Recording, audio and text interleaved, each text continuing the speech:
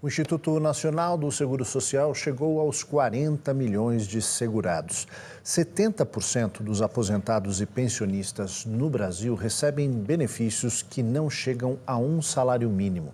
E apenas pouco mais de 3 mil pessoas atingem o teto do INSS. Mesmo aposentada há 5 anos, a Francisca segue trabalhando. Porque preciso, né? E as coisas são muito caras, né? Eu preciso complementar a minha renda. Além da própria aposentadoria de cerca de 2 salários mínimos, ela também recebe R$ 1.200 referentes ao benefício do marido já falecido. Ainda assim, não é suficiente, principalmente porque precisa ajudar muitas pessoas. Minha filha, minha irmã, sobrinha, inclusive mora uma comigo, sem previsão de parar. Vai até aguentar, então? Até aguentar. E depois? Depois só Deus sabe. Só Deus sabe, né? Mas eu continuo firme aqui.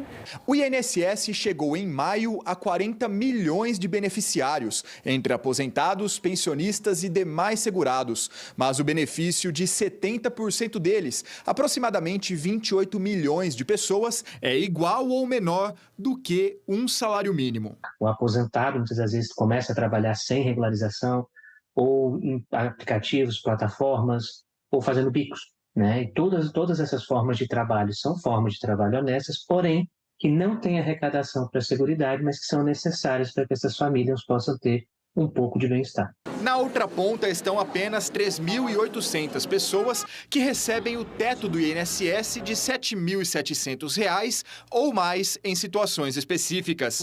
Para este professor, um reflexo do mercado de trabalho. É um problema que está tanto relacionado à Previdência, quanto relacionado às condições do mercado de trabalho e à renda que essas pessoas tinham antes de se aposentar. Mas a conta não fecha.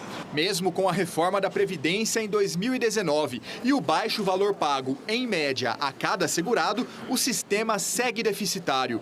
A proporção de idosos e potenciais recebedores de benefícios previdenciários vai aumentar muito mais rapidamente do que a proporção de contribuintes. Uma das soluções mais discutidas atualmente é a desvinculação do salário mínimo do reajuste dos benefícios do INSS.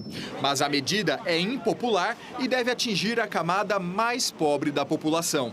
Vai gerar uma maior concentração de renda e um empobrecimento enorme na sociedade brasileira, que obviamente terá reflexos muito mais prejudiciais para a economia.